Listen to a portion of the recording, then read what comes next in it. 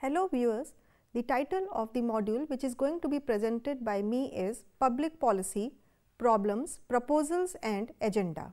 Objectives. The objective of this unit is to discuss the public policy problems, proposals and identify the alternatives.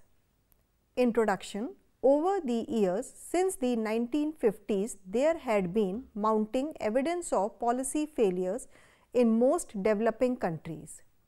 The widely accepted view, documented in numerous international, regional and national studies and evaluations, is that implementing machinery is a critical factor in determining the achievement of policy goals.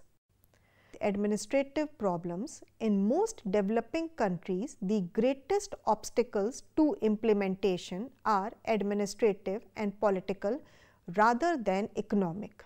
Implementation of development programs and policies in these countries has exerted strains on the varying capacities of the governmental and other institutional machinery.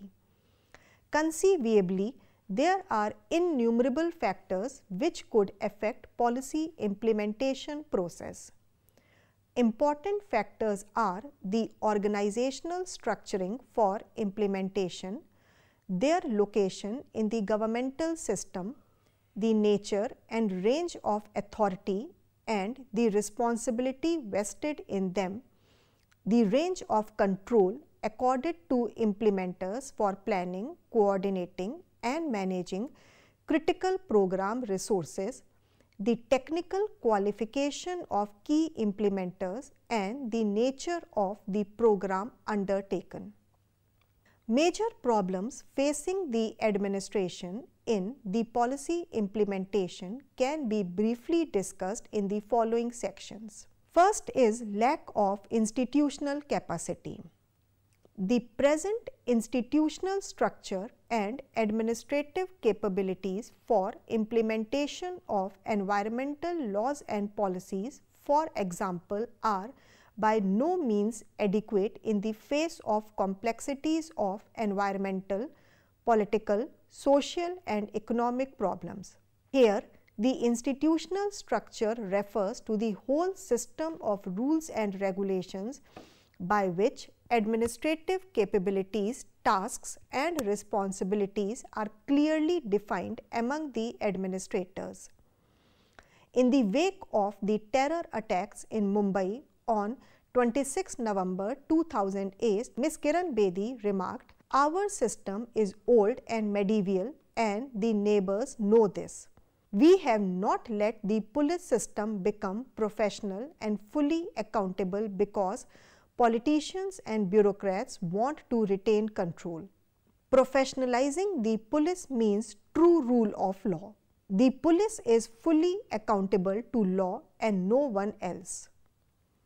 Second, lack of personnel and financial resources.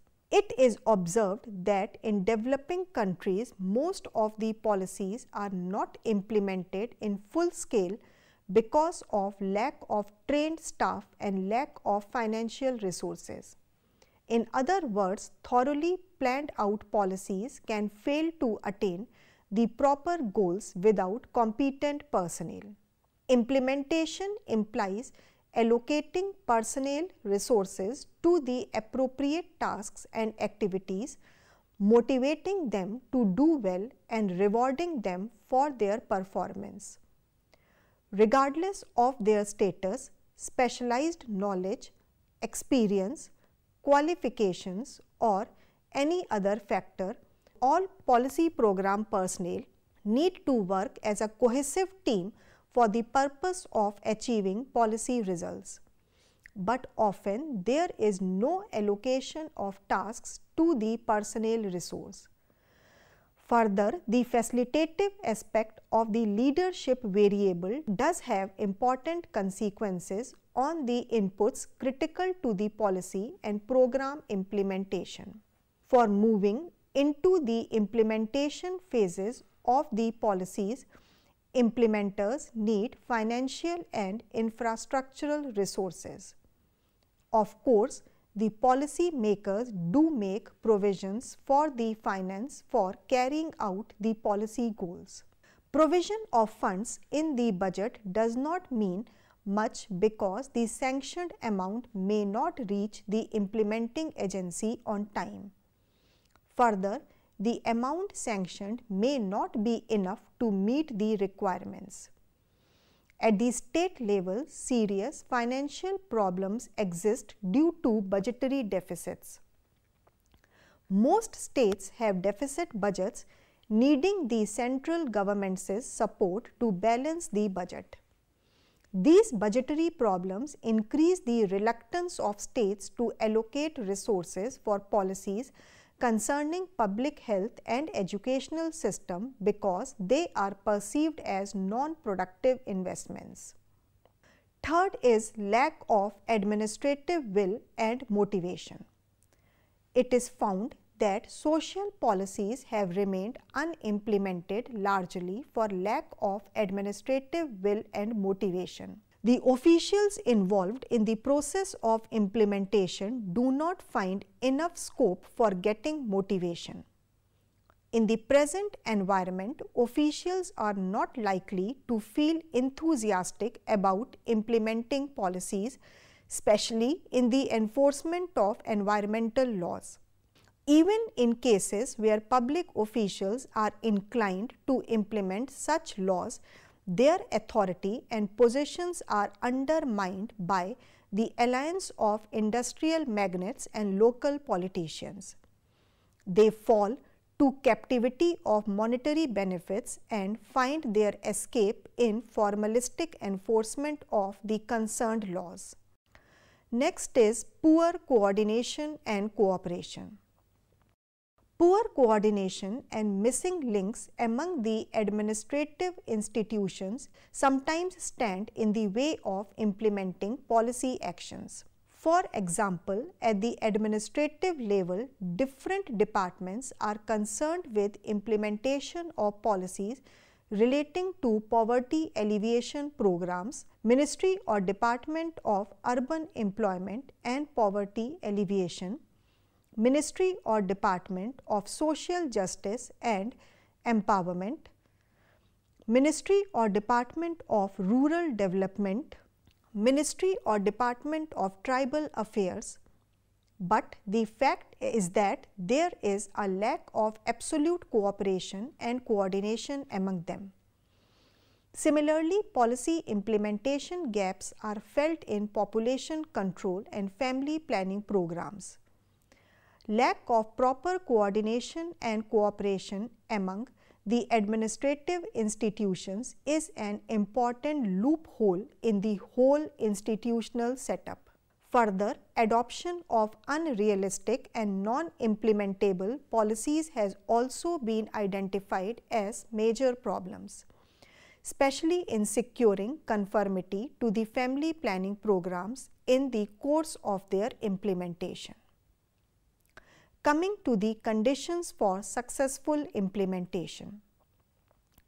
Implementation is seen varying along a continuum ranging from successful ones to those that have been aborted. Successful implementation involves many operations and procedures as well as time and resources. However, successful implementation should not be equated with impact measures, as implementation is not the same thing as impact. Emphasis on administrative capability.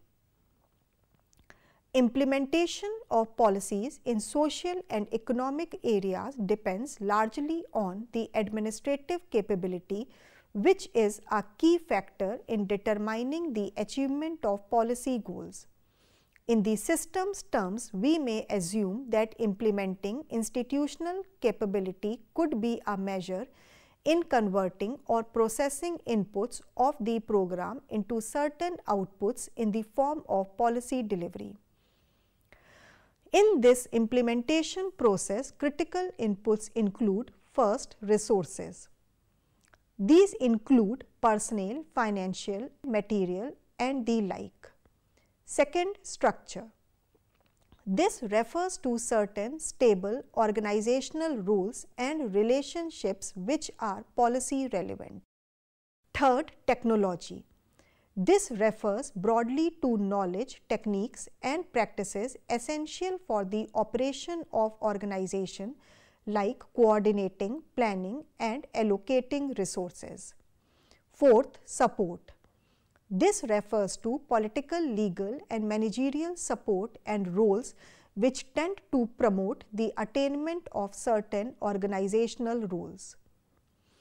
We may assume that these inputs are not only essential and critical to the implementation of policies, but also they vary in terms of their magnitude and quality. Coming to the role of leadership. Leadership is a dominant factor in policy implementation, particularly in terms of its ability to alter the critical inputs in the implementation. Leadership refers broadly to three qualities of the behavior and activities of key policy managers. They are concerned with, first, facilitating the implementation process, that is, facilitative role. Second, solving the problem arising in the course of implementation, that is, problem-solving role. Third, motivational and behavioral aspects to ensure a commitment to achieve desired policy goals, that is, motivational role. It may be pointed out that while the leadership determinant directly affects the critical inputs, it is also constrained in certain characteristics of these inputs. Weak organizational structure, inadequate and uncertain resources, weak support and poor technological capability could impose a heavy strain on the facilitative, problem-solving and motivational capability of principal policy managers. Masmanian and Sabatier have formulated a set of 6 sufficient conditions for effective implementation. First, the enabling legislation or other legal directive mandate policy objectives which are clear and consistent, or at least provide substantive criteria for resolving goal conflicts. Second, the enabling legislation incorporates a sound theory identifying the principal factors and causal linkages affecting policy objectives and gives implementing officials sufficient jurisdiction over target groups and other points of leverage to attain, at least potentially, the desired goals. Third, the enabling legislation structures the implementation process so as to maximize the probability that implementing officials and target groups will perform as desired. Fourth, the leaders of the implementing agency possess substantial managerial and political skill and are committed to statutory goals. Fifth, the program is actively supported by organized constituency groups and by a few key legislators or a chief executive throughout the implementation process, with the courts being neutral and supportive. Sixth, the relative priority of statutory objectives is not undermined over time by the emergence of conflicting public policies or by changes in relevant socio-economic conditions which weaken the statute's causal theory or political support. Similarly, Hogwood sets out 5 conditions for perfect implementation when he points out that first, ideal implementation is a product of a unitary army-like organization with clear lines of authority. Second, norms would be enforced and objectives given. Third, people would do what they are told and asked. Fourth, there should be perfect communication in and between units of organization. Fifth, there would be pressures of time. The argument put forward by these authors is that problems can be avoided by anticipating complications and difficulties prior to implementation. But a policy to be implemented must be given concrete shape. In particular, the presumptions lie on the whole issue of consensus, either in a part, political or ideological sense, or in terms of organizational interests affected by policy. Chase finds that it is difficult to obtain compliance where a policy or a program is to be implemented by agencies whose intentions do not necessarily coincide with those of the policy formulators. Solutions to overcome this difficulty are therefore seen in terms of A. Gaining credibility, B. Reference to higher authority, C. Financial incentives. Chase seems to ignore the relationship between interests, politics, and the blame of power among those making, implementing, and affected by policy. Any policy, in order to be implemented, needs translation, clarity, and concreteness. Thus, the appropriateness of policy implementation depends on the degree to which the preconditions are met as expressed in the combination of political will and administrative capability.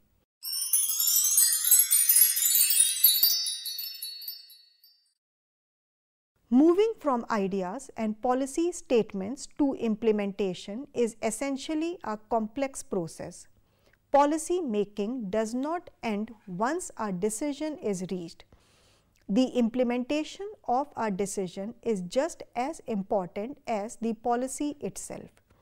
No policy formulator can assume that decisions will automatically be implemented as envisioned. Policy implementation requires a wide variety of actions, including first, issuing policy directives that are clear and consistent. Second, creating organizational units and assigning personnel with the information and authority necessary to administer the policies. Third, coordinating personnel resources and expenditures to ensure benefits to target groups. Fourth, evaluating implementing actions of the personnel. None of these steps is necessary. The implementation of policy thus involves not the end of the policy making, but a continuation of policy making by other means. In this process, innumerable factors could affect the policy implementation, since it is inextricably a part of the governance.